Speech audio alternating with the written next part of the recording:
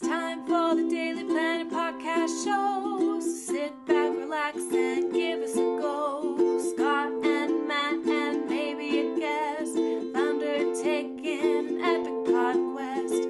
We're gonna ramble on about movies and books and television and directors and film festivals and this really long list of stuff that I know nothing about, but they gave it to me and they really wanted me to read through it. And that's all I can really say about it, but it's gonna be great. Okay, start the show. Hello, and welcome to the Daily Planet podcast, your weekly podcast for all things movies, TV, books, and anything else we feel like talking about. I am your host, Scott Daly, and I'm joined as always by my co-host and co-human person, Matt Freeman. How are you doing, Scott? I'm very excited about our new feature that we're doing today. Scott, why don't you introduce it, because it's a fairly elaborate and new thing for us. I will do that.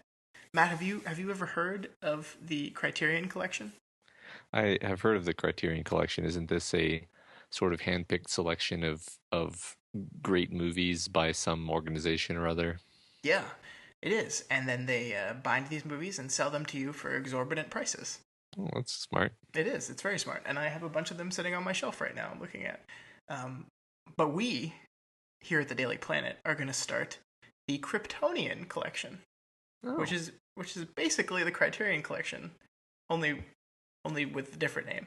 Yeah, and curated by our council, our supreme council, that we're calling the Council of L, because I'm loving the Superman references. Yeah, we're just gonna run this into the ground. Yeah, or at least until we get a cease and desist from DC Comics. All right. Yeah.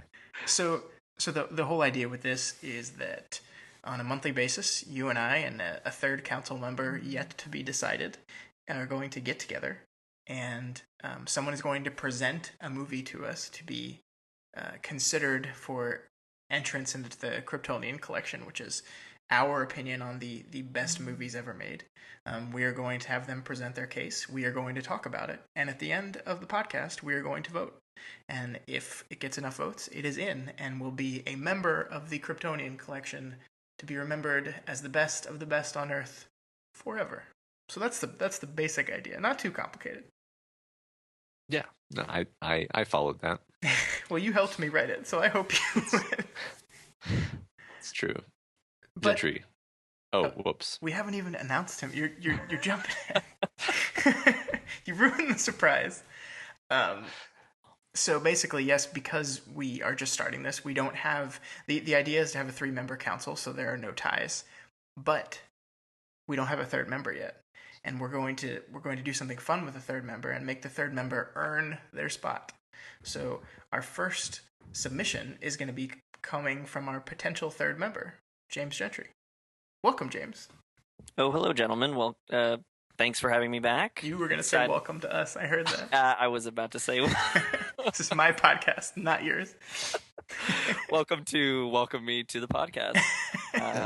No, it's great to be back as always, boys. And yeah, I'm excited to give my submission. Yeah, don't spoil it yet. Don't spoil it. Even though right. if they're listening to this on the podcast, it says it in the title. So yeah.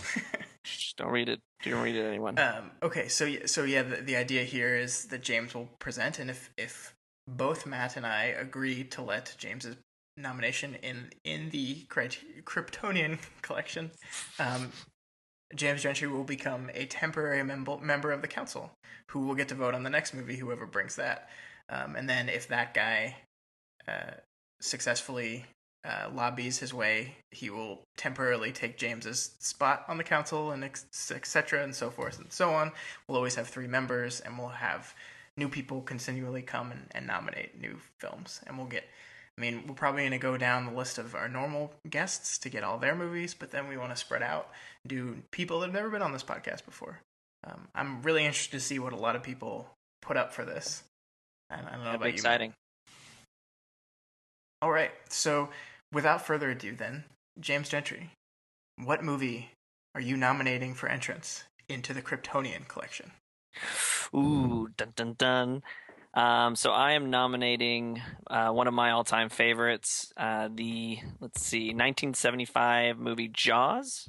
Obviously Steven Spielberg. Anyone that's listening to this podcast is probably aware of this movie. And yeah, so I'll try to make this short, and that way we can discuss. Basically, it's a movie that scared the shit out of me as a child, and I saw it way too early. But that not only stuck with me for the impact that it had on my life and, my, just, with the imagery and the music and the acting, but to, really just grow up and actually see and realize and analyze the movie, and just kind of, really just notice how great it was and how great it is and how great it was executed as a film, considering, a lot of the budgetary issues and problems on set. So basically it's a movie that to me has it all, from a wonderfully simple but elegant script that I feel like just kind of resonates, tons of scenes that we can that we'll obviously get into, that I can not only just quote, but I just think of all the time when I'm thinking of many different genres or anything really related to the movie and its content. But ultimately, it's just one of those movies that did a lot with a little bit, and I feel like it left a mark. The whole popular, and what the whole culture craze and scared of sharks and the whole beach scene and all that stuff. Like, that's not even why I enjoy it. It's honestly really just such a small story, but with a big impacting force that is just dealt with in the most exciting way. And for as simple as the movie was made, in terms of everything, from the the camera work and to the shark itself, it's amazing that it still holds up, decades later. But yeah, I mean, it's one of my favorites. Not just because it influenced me and something that I saw so early as a child, and it kind of helped influence my fear and fascination with just sharks and kind of marine life in general. But ultimately, now looking back, just being able to see kind of the accomplishments that Spielberg was able to do such a long time ago. Yeah, it just definitely makes me glad to. It makes me glad that I'm a fan of film, and so yeah, that's pretty much my little take on it. There you go. Good job, James. So not to bury the lead or spoil things a little bit, but I think we kind of picked this movie knowing that it was probably a sure thing for this. I don't know about you, Matt. I absolutely love this movie. I've always loved this movie, and every time I revisit it, I find something new to love about it. Steven Spielberg, as I've said many times, is a master director. The best in the business, I think. At least has the most clear, obvious understanding of cinematic language and how to execute. I think he bleeds the stuff. He probably dreams the stuff. And he's great. And it really shows here, considering this is his only second feature-length film. Jaws, I think, was... I'm blanking on the movie before.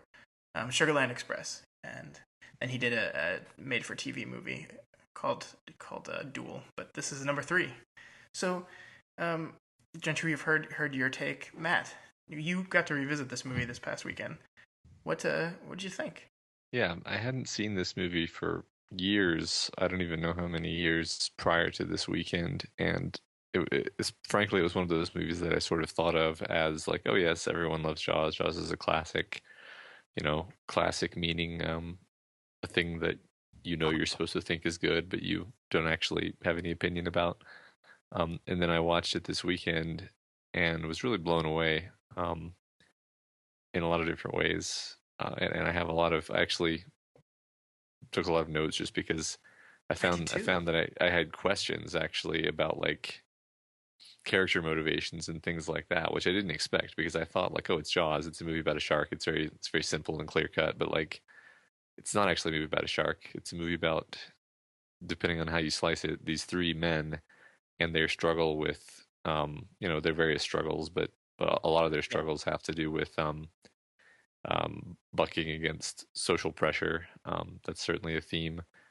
But yeah, that's my first pass. So it sounds like we all liked it. This was a little bit revelatory to me. I didn't know that I would like it this much. So thanks for suggesting this one. Yeah, I mean, go ahead, Scott. It kind of reminds me of that conversation we had about Rocky a few months ago, where it's just like some of these movies are so revered that you just assume that it's good or that it's enjoyable. But when you actually sit down and study it, you realize why it's liked so much, how many things are working together so well to make a really good movie. And you're right, a more complicated movie than comes off on first pass. Yeah. Right. So, especially if you see it when you're young, you just don't see a lot of these things. Right. Yeah. Right. So I did a little research on this movie. There's some stuff I didn't know about it. I didn't know it was based on a book. Did not know that. Oh yeah. I knew about the production problems that it had, but I did not know that they really changed what type of movie it was going to be because of the production problems they had. They were intending to show the shark a lot more than they ended up doing.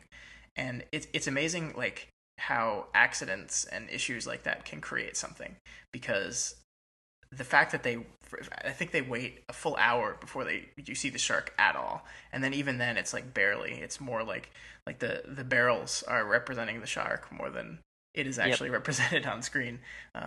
And that just it's Hitchcockian in the tension it brings to everything, and it's so well done. And Steven Spielberg was 26 years old when he directed this movie, and I just can't believe it. Like, disgusting. Yeah, it really, incredible. It really is. Dude's almost 5 years younger than me, and he made a movie this freaking good. It's incredible. Yeah. Some of the best shots. I mean, like the whole, like, it's almost like a 2-part.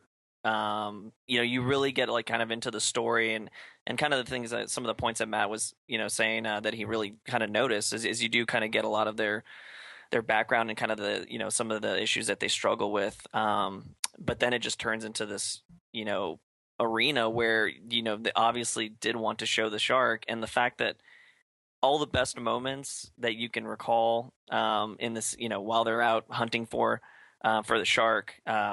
It's the moments where you just know that he's around, but you can't see it, but it's about to happen, but you're still not sure, and then he just pops out. I mean, there's so many classic lines, but they don't get old. I mean, I guess like every time I see it, it just looks so. I mean, it doesn't look real in the sense like, oh yeah, obviously a shark. It's 2016, right? Obviously, we've seen enough documentaries and videos to know what a shark looks like. It doesn't matter, the fact that they use this half robot, half, wooden shark thing popping out. The tension that it built, the characters built, just the look in their faces, not even, besides the whole, like, we're going to need a bigger boat line, which was improv. It's all improv. Yeah, it's improv, and it's like it's really a testament to Spielberg's eye. Like, he just has such a good eye. I feel like for some of these shots, like from as simple as just showing them like shuffling their feet across the side of the boat to get from one side to the other, and just kind of like integrating the music, the score with all these shots, or Brody just tossing the chum behind him, talking, having a cigarette, and just how the shark casually like moves into the picture and still scares the shit out of the audience. Like, it's just amazing, especially for 1975 for a 26 what do you say 26-year-old director. Yeah, incredible. Well, I think that there's only one moment that I really said this time that shark looks fake, and that's obviously when the shark jumps up on the boat. Is really the only moment to me that it was out like a beached whale. It's like that looks a little weird, but it almost doesn't even matter at that point because it's been built up so much that it's like this. It's not even really a shark anymore. It's this otherworldly creature that. Yeah, it is. It's not. It almost kind of like snarls at points.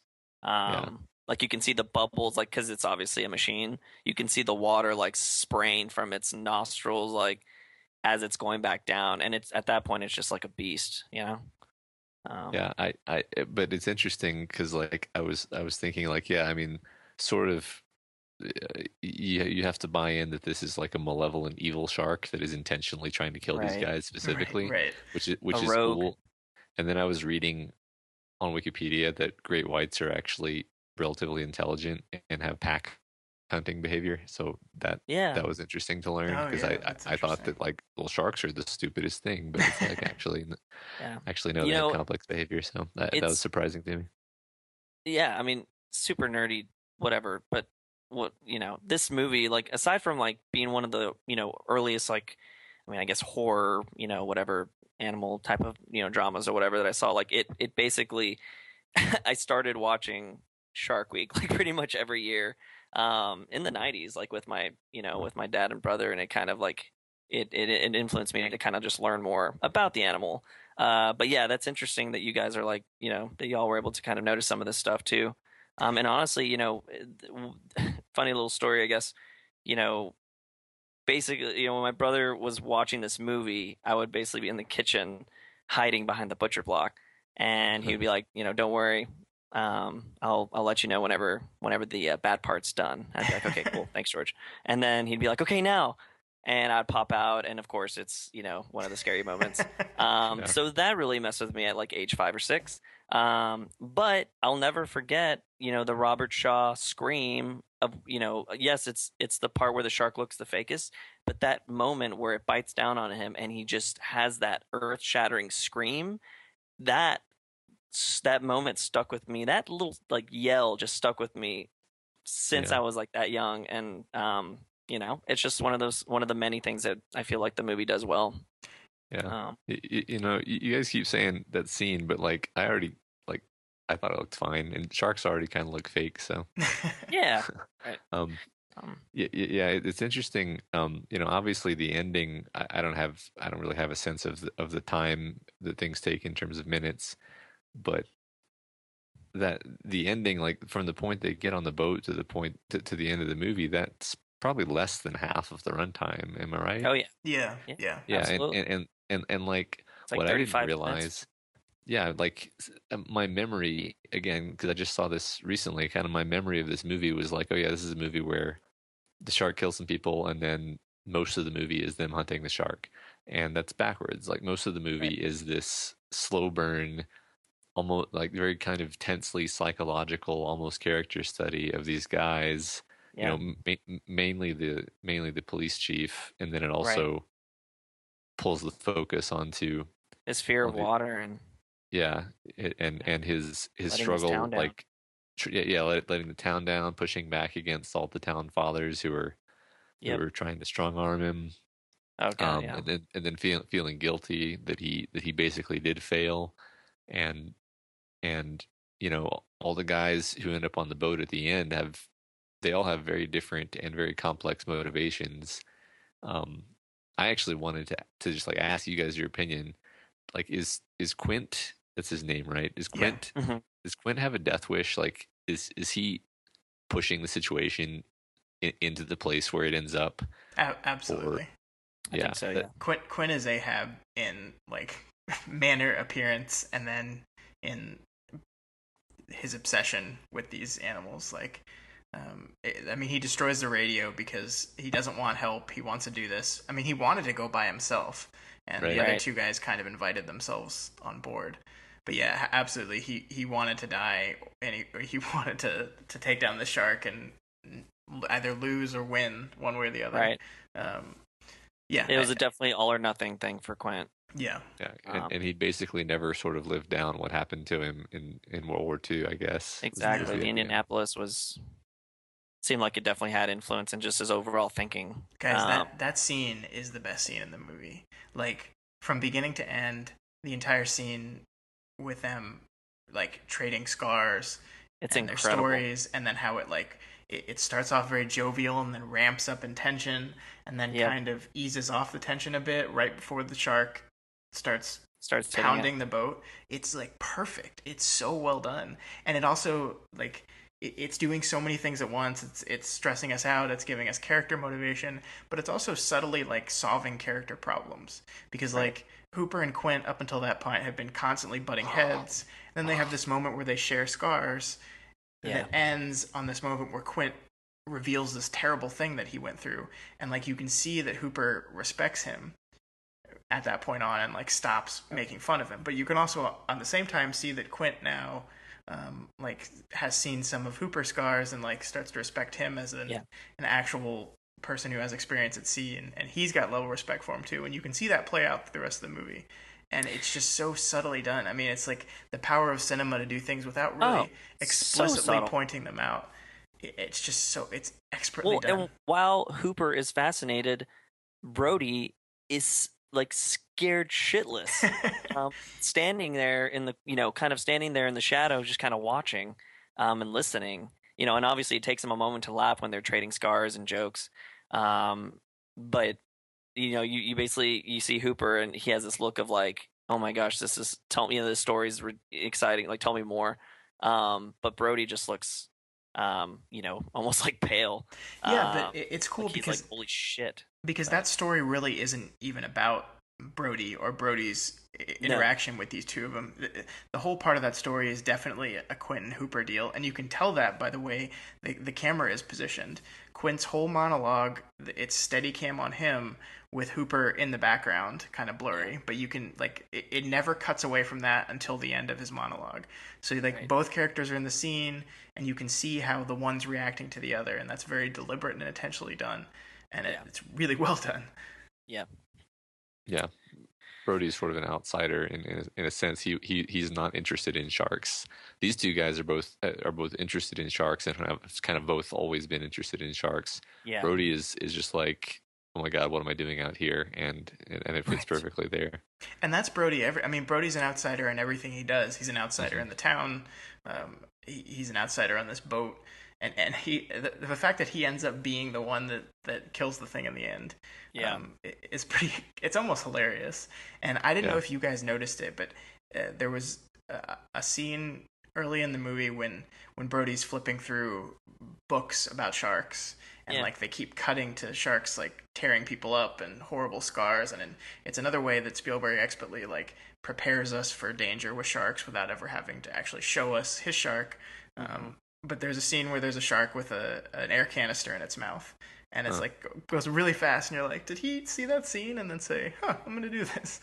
I didn't notice that. One thing I did notice is that I didn't write down the exact details, but like not only do they not show the shark for an hour, but they don't even show you an image of a shark. And then it's like one of the first images of a shark you see is like a cartoon that Quint has drawn, which is like a demonic looking shark trying to get and I mean, it was for some reason, maybe I'm just weird, but like the thought popped into my head, like if you were an alien watching this movie and you didn't know what a shark was, it would be great because they're not showing you what a shark is. Even they're not even like, because I'm comparing, you can't help but compare it to all these not quote modern but more recent shark movies where it's just like shark, it's because we have CGI now, we can just put them everywhere. This movie it teases the very visual idea of a shark, which I thought was amazing. And I think that really works considering the movie's kind of from Brody's point of view, and he's a guy that has never really been near water, does not like water. Like, he doesn't really know what a shark is or what it does. At the beginning of the movie, he's not actually even, like, he's just told that this was a shark attack, and he acts like someone would when there's still a shark attack. He's like, oh, we got to get people out of this water. Yeah, I think that's a really good point. The thing I want to talk about real quick, the thing that I like about doing this whole Kryptonian Collection thing, and I think, Matt, we left it like deliberately vague on what the actual requirements to be in this thing are, because I think it's something I kind of want us to figure out as we go. And one of the things related to that is like, how much do we weigh whether a movie's good versus what its impact on the world was? And the good thing about picking this movie is this is one of the rare movies that is both really, really good, but also had an enormous impact on the world of cinema and just the world in general. This movie invented the summer blockbuster as we know it. The Hollywood the method of Hollywood promoting and pushing movies during the summer and these tent poles, everything we see now and have seen for the last 30, 40 years is because of Jaws and Star Wars too, but it started with Jaws. And that's huge. I mean, that's like that changed the landscape forever. Yeah. So, let's talk about Robert Shaw, because we've touched on Quint a little bit, but he is the best in this movie. I think he is. I can't imagine this movie being the way it is without his character in it. From his introduction, like the nails on the chalkboard in the scene you were talking about, Matt, which is personally one of my favorite scenes. It's so good. It's perfect. Because he's just sitting there, like, I mean, and it's not. I mean, he does it like the most annoying noise so subtly, and everyone just kind of sort of like, yeah, no, go ahead. I mean, you're kind of mentioning some of his other stuff. Yeah, well, I mean, he starts that scene speaking nonsense. Like he's like you can barely understand what he's saying, and he's kind of crazy. And he's got this other guy with him. I don't know if you noticed that. He's got this other guy with him, little fisherman guy. They really never seen again, really. Uh-huh. Yeah, he's just like it's like tour guide of the town or something. I think there was a deleted scene where that guy works for him and then like refused to come on the ship with him, so we had to fire him. But that doesn't show up in the movie, so that's not really part of the story. Yeah. But that's fine. Yeah, he's just this fascinating character, and he's played so well. I mean, Robert Shaw is just a really good actor. I couldn't believe that. I was listening to interviews with Spielberg before we got on, which you guys should do just in general, because listening to Spielberg talk about cinema, it's just like, dear God, this man is a genius. And Robert Shaw was not his first choice. He wasn't even his third choice. This is a guy he didn't even think about until like they couldn't find a person, and then his producers happened to mention Robert Shaw, and he's like, oh yeah, geez, he'd be perfect. I mean, he's this perfect character actor that just like slips into this part, and he has to play it like equal parts intense and funny, because I mean, he's funny in a lot of his scenes. Yeah, but he's also like when it comes time to get serious, he's also super serious. And he makes his death earned and impactful, while also being comedic relief in some parts. It's just a wonderful performance. Yeah, he really is a one-man show, and he crushes like his, I mean, I guess monologues. You know, like his storytelling is fantastic, and it just looks natural. And even though like you don't really get to see him warm up, to, like you said, Hooper, like towards the end, really towards the, as they kind of round into the climax, you still feel like, I hated the part where he got eaten, like I was always so sad. I was like, no, because he's so close. Yeah. But it was almost like unfinished business. Yeah. You get that right after he tells that story, it's almost like he kind of knows. There's also I don't even know how to frame this, but there's a couple of scenes, and there may be more, and I just took a couple before my brain started noticing. But like, there's one where he's standing at the end of the bowsprit or whatever it's called, just like facing the boat, and the camera is just like sitting on him, and nothing's happening. No one's saying anything. And the camera just holds this for like 3 more seconds than is really comfortable or normal. And a similar thing happens when he's up in the mast at one point, which the camera is aiming up at him, and he's just kind of sitting there and kind of resting and looking down. And I thought that was, and again the camera holds like noticeably too long, where it's not just like. And I thought that was really interesting, because he's just sitting there kind of being himself.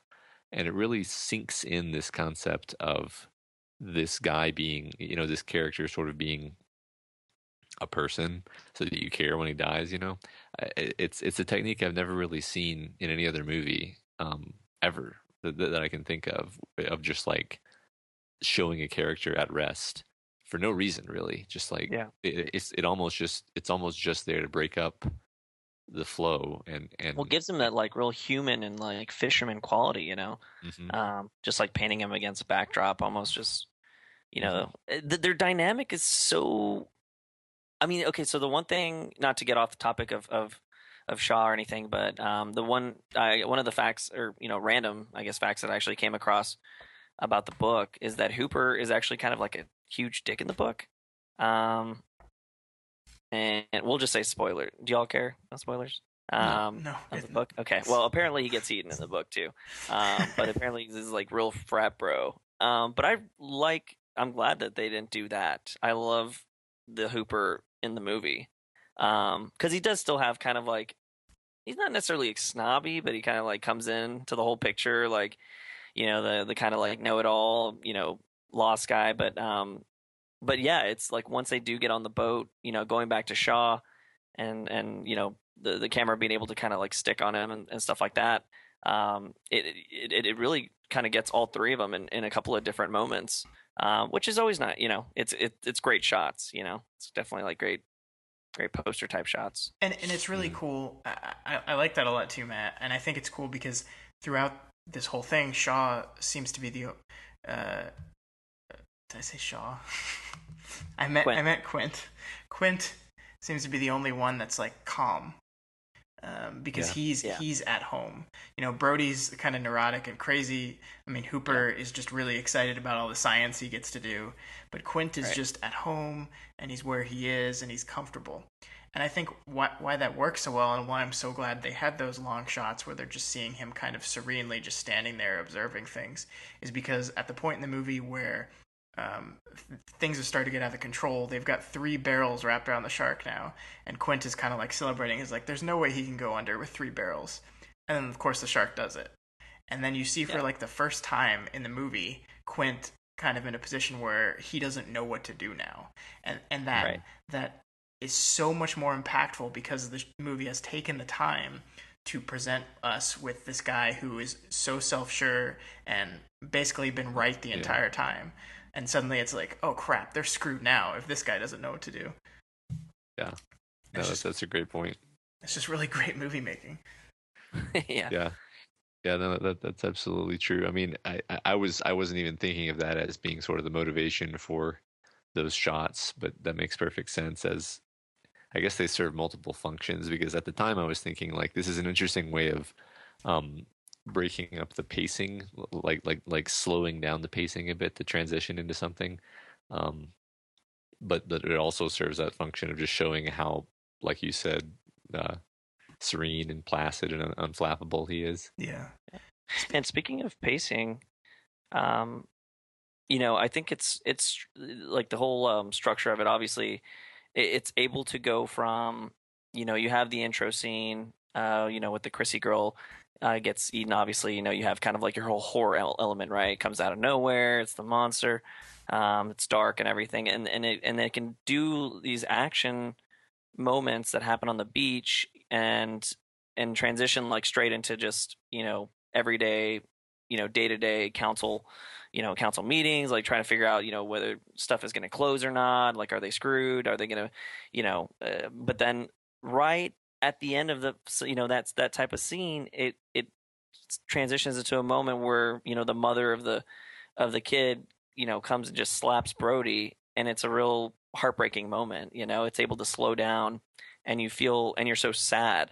Or you have a random like action sequence where the shark pops out again, the lagoon scene, if you will. But then not too long after that, you have the moment between Brody and his son Michael, which is even sadder to see now because whatever, he ends up dying in Jaws of Revenge, which is so fucking ridiculous. We're gonna pretend that movie doesn't exist. I know, we're gonna pretend it doesn't, but still, it's still like it doesn't matter, like the fact that the future, whatever. But those moments, it's incredible that it can like switch up those moments so seamlessly. I mean, that's very true. I think that the movie's kind of weird in that each act of the film is almost a different film. I think you're right. The first act is very kind of horror driven and like a psychological thriller type horror thing. It then moves into this like new cop against the establishment has to do the right thing movie, and then transitions. I mean, the third act of the film is really more of an adventure story. I mean, even the soundtrack shifts at that point. Like when they first tag Jaws with the first barrel, I mean, it's very like it's celebratory and adventure. Like it's exciting and like and it's kind of crazy to me that works as well as it does. Yeah. But it really does. Yeah, well, I think at that point you're at that point you don't understand that this is like a supernatural murder shark yet. Yeah. And like if it's the first time you're watching it, you're just like, oh yeah, they're gonna get it now. Although, you know, if you watch movies, you know that it's not gonna be that simple. Yeah. I wanted to jump back to that scene that Gentry you just talked about, where the woman slaps him across the face. Yeah. Because I think this is another scene, again, where, and I'm going to sound like a broken record this week, but where Spielberg shows his mastery of pace and emotional manipulation.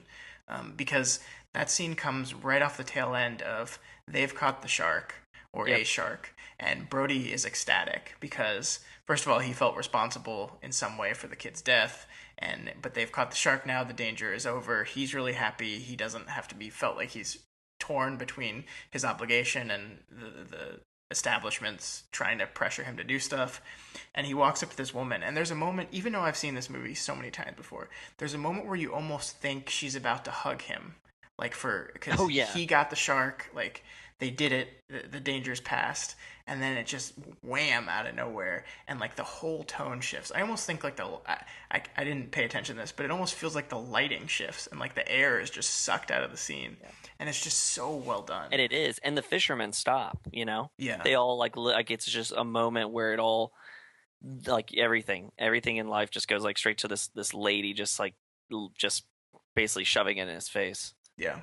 It's fantastic. Can we talk about another scene where Spielberg shows that he's a master at this Absolutely. movie? Yes. I want to talk about the scene where the two fishermen attach the rump roast to the hook and throw it in the water. And Jaws grabs it and then pulls the platform away. Just the imagery of this thing riding off with the platform and then the platform stopping and you just see the platform start to come back towards the shore. Like that alone is scary. Like he could have put a fin in there. He could have showed the shark, but just seeing the platform and you know what's attached to that. You know that it's coming. That is so impactful and perfect. I just loved it.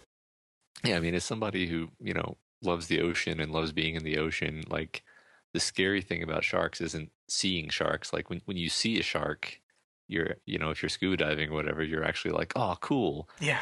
It's when you're not, it's when your head is above the water and all you see around you is like dark blue that the idea of a shark is most terrifying because, you know, any moment you could feel that bump against your leg and with absolutely no warning. So not being able to see a shark to me is so much scarier than seeing a shark.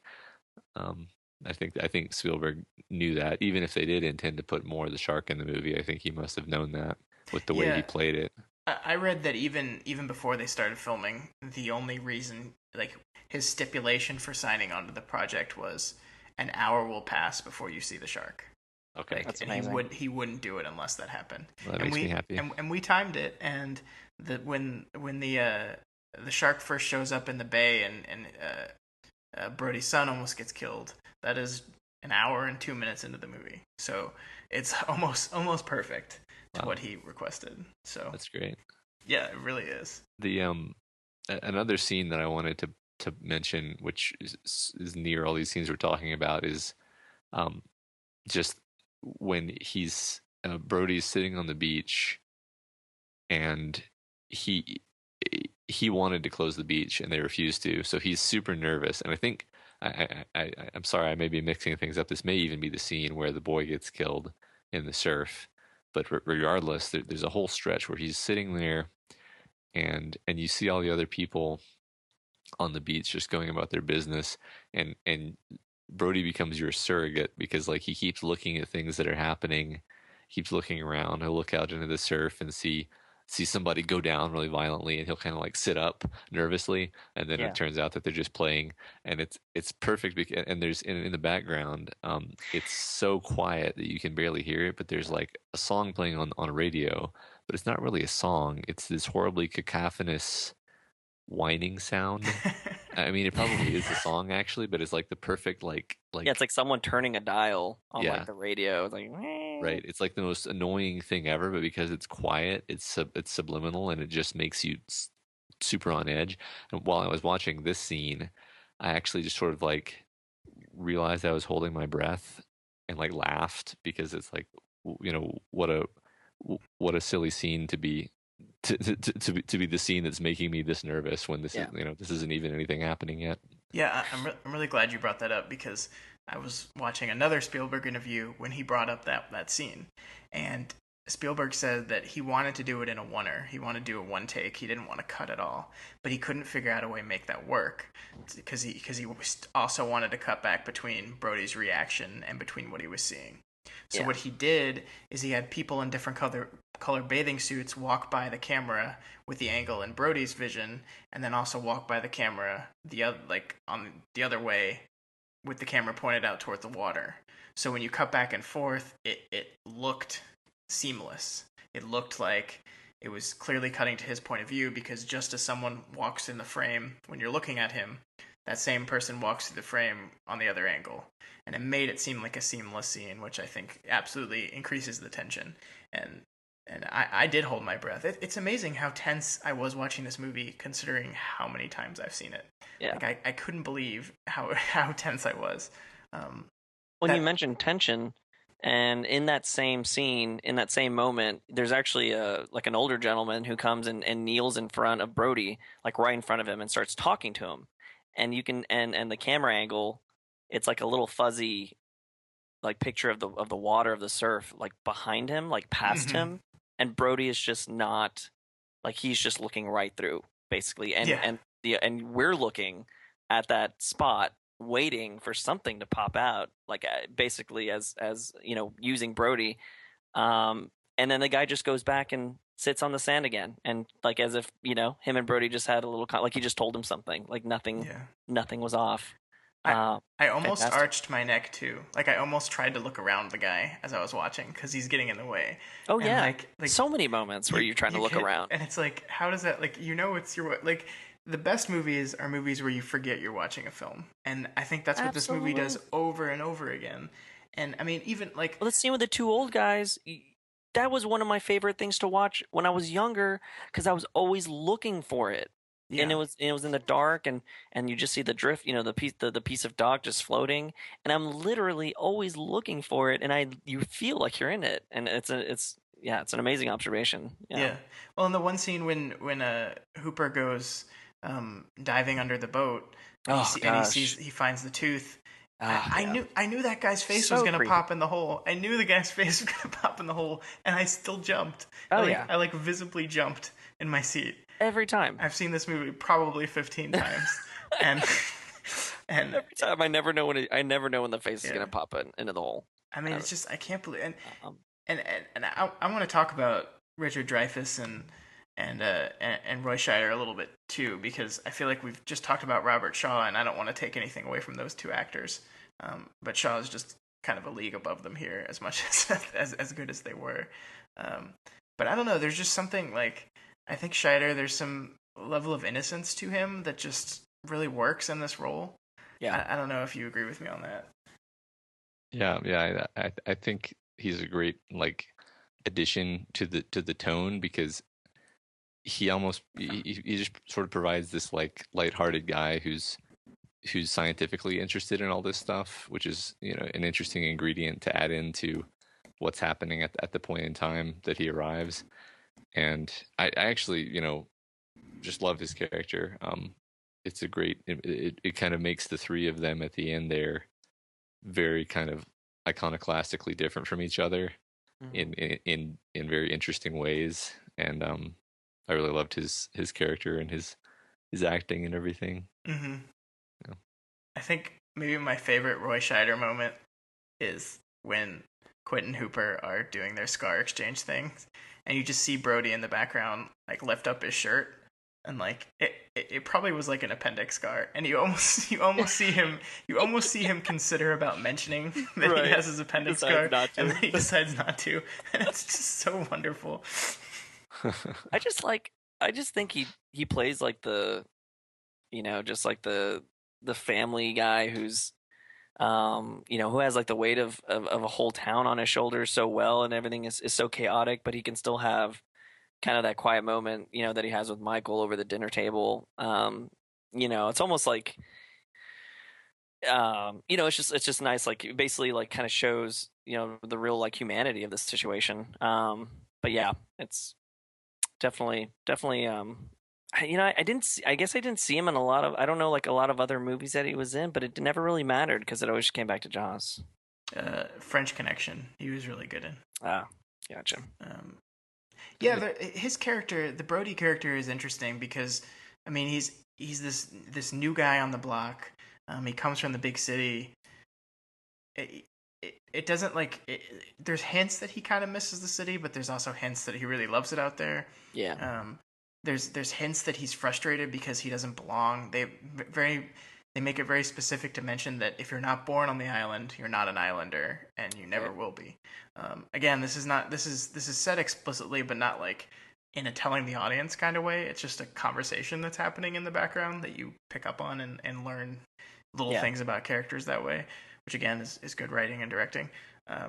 But yeah, he's kind of trying to one, atone for what he feels like is his mistake, but two, like find his place in this new world, which is why I think it had to end with him being the one to kill the shark. Yeah, because he finally plants his foot. I love when him and Hooper are swimming back to shore in the end, and he makes like, I used to hate boats or something like that. He just makes a throwaway line like that. Yeah. Yeah, I can't imagine why. Yeah. Oh yeah. I mean, and it's just a testament to like his character, to be in that situation and still be really just not care, and continue to basically try to protect the town and most of all his family. I mean, like he's pretty reluctant to allow his kids kind of near the water, and still allows it to happen. Like he's still a great dad, and he's still trying to fit in, but in the end, he doesn't care what anybody thinks. He's basically just trying to get it done, catch the shark basically. But yeah, it's good. The Scott, something you said about like the background conversations, this movie was amazing in just in that respect. Like it reminded me of like a really good book, in the sense of like the depth of the world of this town. You feel like this is a real town because there's so much going on in the background. There's just like background conversations happening that you're overhearing, and you're absorbing information like 5 times faster than you would be if you had like one main character explaining it to you. You're really absorbing information more the way a human absorbs information when they go into a new town, and you're just sort of like walking through the town and you're overhearing conversations. It feels so much more like organic and real, and you just don't see that in movies. I was gonna actually say earlier, but I don't know why I felt silly saying it, so I didn't. But it's the extras were pretty spot on, right? I'm glad you made that.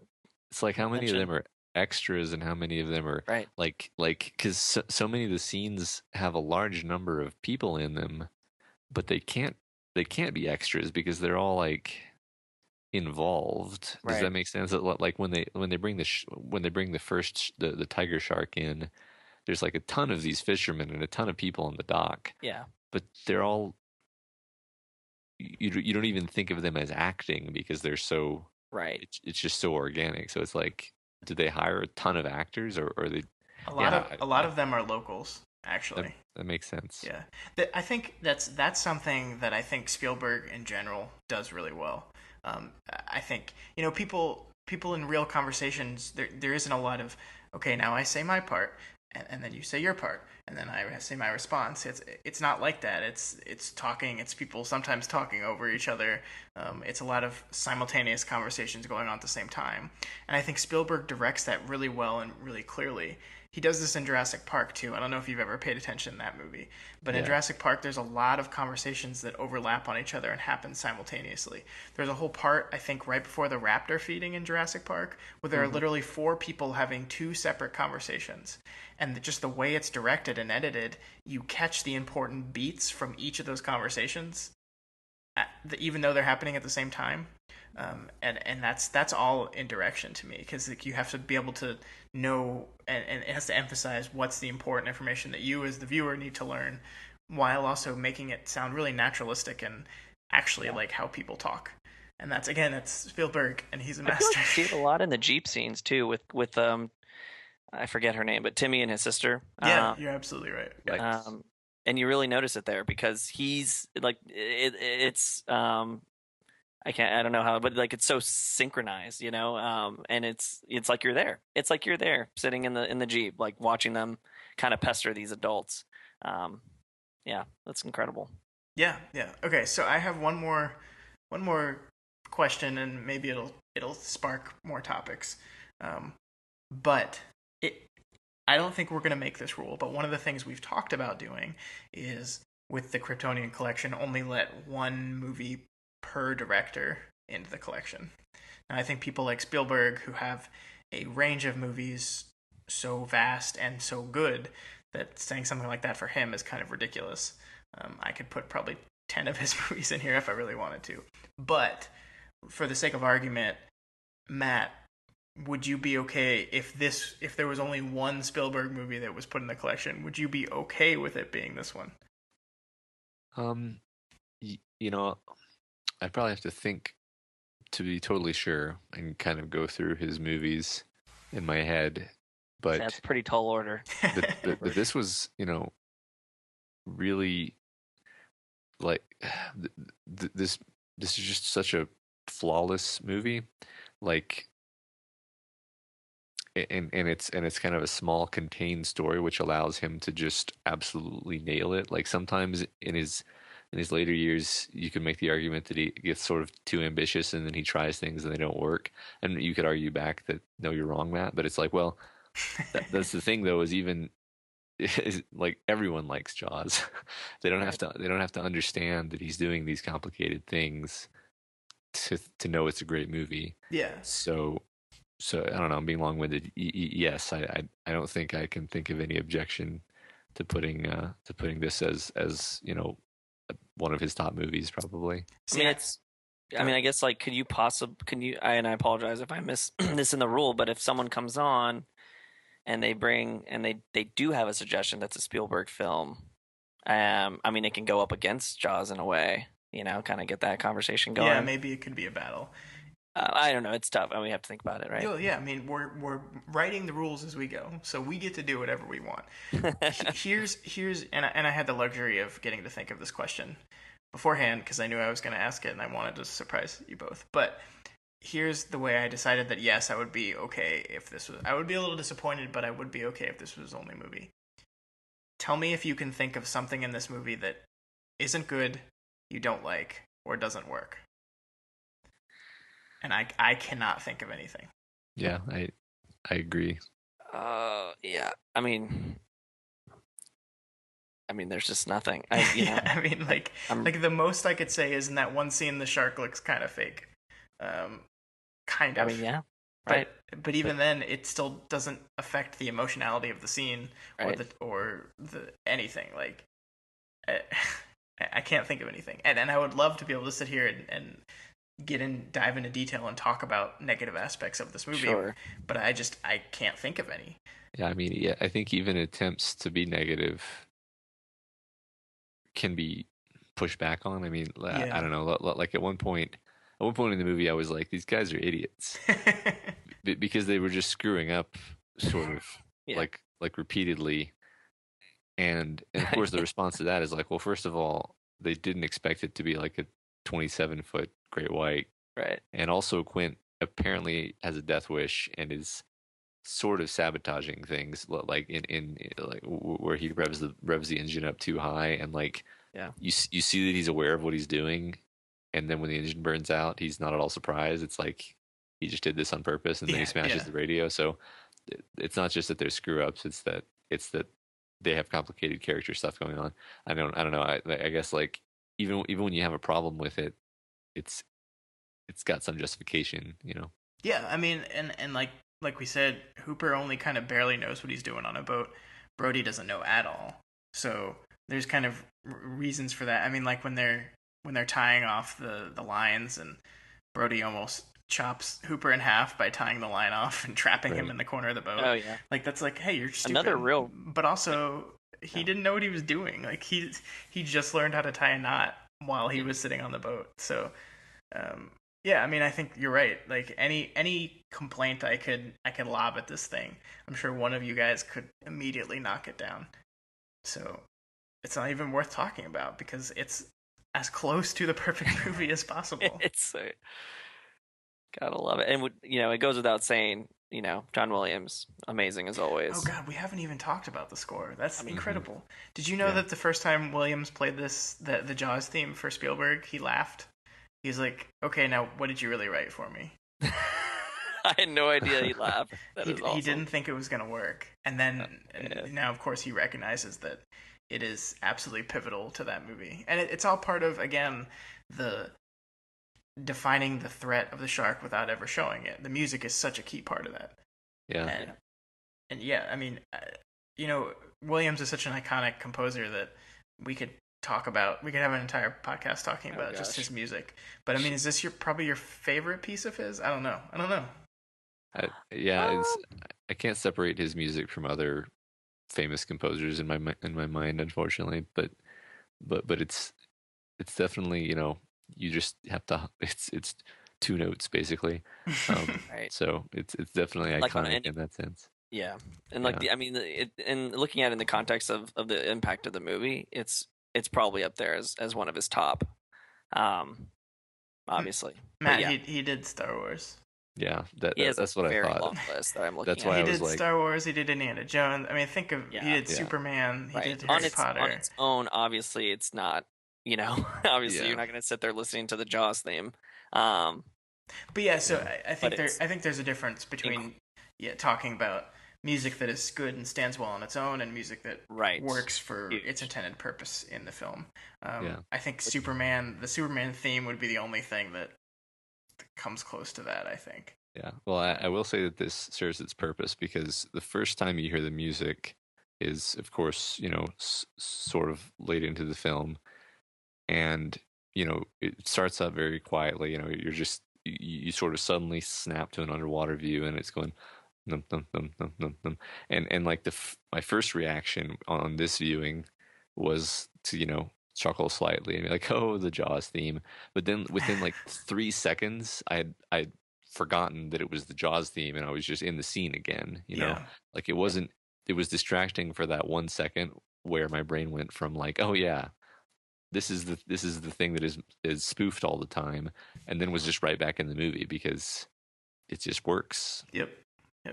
Actually, that brings me to another directorial point. Is I noticed this and I looked it up, and yeah, it was confirmed intentional. He shot a lot of the in water scenes at about head height when you're in water, so it feels like you, the viewer, are treading water. Yep. Around all this other stuff. I think that's really cool and smart too. And God, he's like Steven Spielberg, man. He's so 26 years old. What the hell did I do at 26 years old? Yeah. Blame society. Yeah, it's all society's fault. It's like accounting. Yeah, I was auditing. Yeah, it was really fun. I'm really interested to see one of his other movies kind of go up, or like kind of get a little contrast, little comparison, contrast, because I feel like this just kind of set the bar a little bit. All right, so is it time to vote? I think it's pretty obvious what our votes are going to be, but we have to do it because it's the rules. Gentry, you don't get to vote because your answer is obvious. Right. So Matt, Jaws in the Kryptonian Collection. Yes or Guilty. No? Is that yes? Oh, I thought yes, yes. All right. I'm gonna vote yes as well. Obviously, Yay. this is a perfect movie. This is an impactful movie. This movie changed the landscape. This movie scared people. People didn't go into beaches in the summer that this movie came out. Uh, it, it it works on every single level that is imaginable. It's so good. I think in future installments we might let the nominee like give a last ditch defense right before we vote. But I didn't think that was necessary in this one. Yeah. I mean, I think combined we kind of gave it its due for sure. Yeah. Right. And the fact is, this is one of the most beloved movies of all time. Like, I want someone to come and sell, the Chronicles of Riddick to us because then we can actually argue. Well, I do have Chad, who was on the podcast once before, wants to bring Armageddon on, and that's gonna be a conversation. That's perfect. That's perfect. I want someone to convince me of the quality of something that I'm not aware of, because I mean I see that as being a valuable function of finding stuff people don't know about or that people have a bad opinion of and explaining or defending it. I think that's really fun. This is really fun too, though.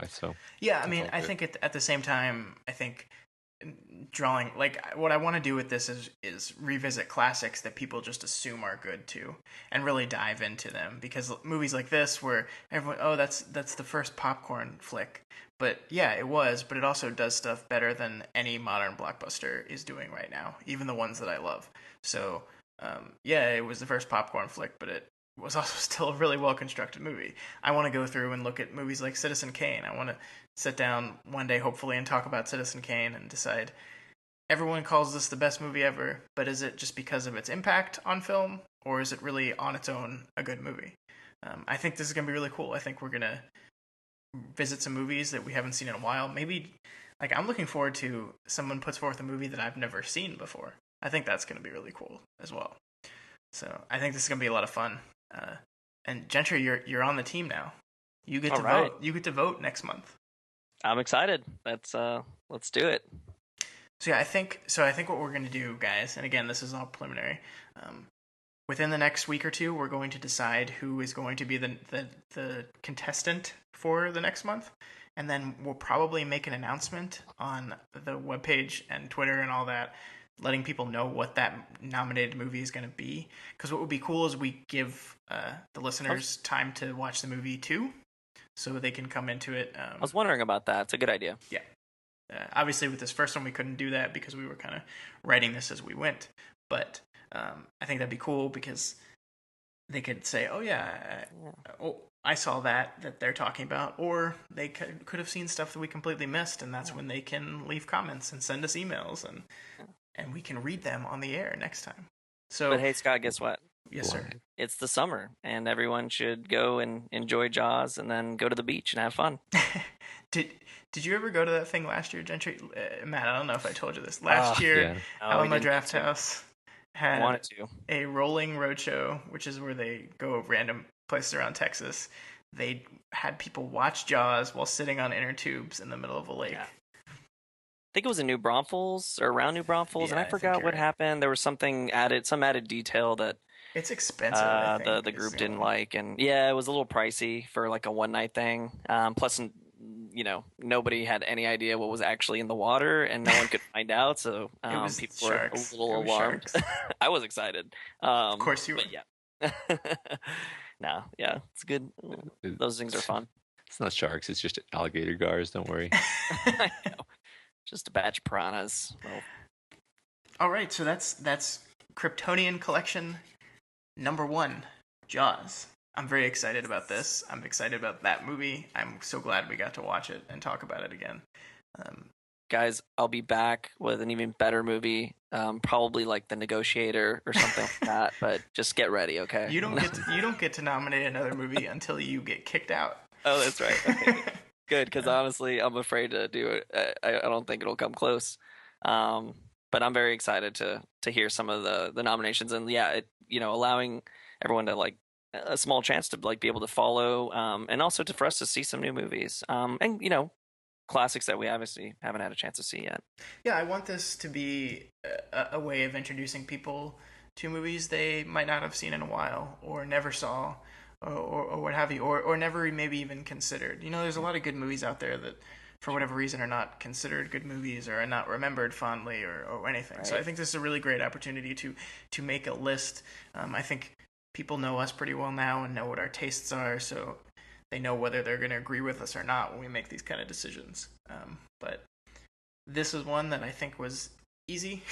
I'm hoping for some hard ones. I want to not know what I'm going to vote until the second that I'm voting, and I hope we get that. It's going to be exciting. So those of you out there, tune in. We're doing this once a month. It's just going to take the place of our normal weekly podcast for those months. If it's really popular, we might speed it up a little bit and do it maybe twice a month. But for now, once a month.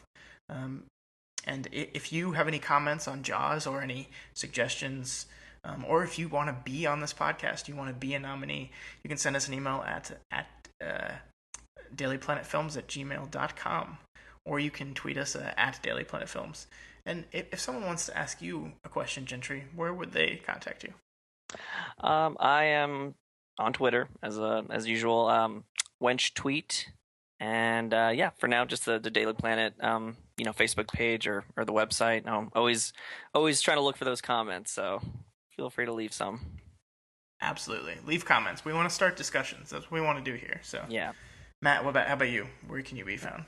On Twitter at moredinamail, and all my writing is on dailyplanetfilms.com, and feel free to leave comments. It's always fun to get a chance to get feedback and respond to it.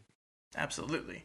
I am at ScottDaly85, and I'm also writing at dailyplanetfilms.com. Also, if you could please review, share, subscribe, whatever you can do with this podcast, please do it. The more people we have listening, the more this all works, and the happier all of us are. And you want us to be happy, so we can talk about good films. So, thank you guys. Gentry, thank you for nominating this film, and welcome to the council. Thanks, guys. Yeah, no, seriously, thank you so much for having me. Especially getting an opportunity, just to kind of help you guys start this off. It is really exciting, and I had a great time talking about it. It is. Go see Jaws. Yeah. Everyone. Oh, and hey, everybody, they need to check out the website. Oh yeah, we installed a new theme on our website. We're changing how our website looks. I'm really happy with it right now. Still got a little tweaking to do, but it looks really good. Thanks to Matt for all his hard work on that. You're welcome, Scott. Yeah, definitely looks great, guys. Excited. Yeah. And on that note, we're gonna need a bigger boat. And we'll see you guys next week. Podcast is over. It's done. We hope you all had some fun. Go back to your work or your school. Maybe the gym. Hey, that's cool. Regardless, just go away. But please come back next Friday. There'll be a brand new podcast for free. Please don't sue us, DC Comics. I did it wrong. Awesome. That was the best episode ever.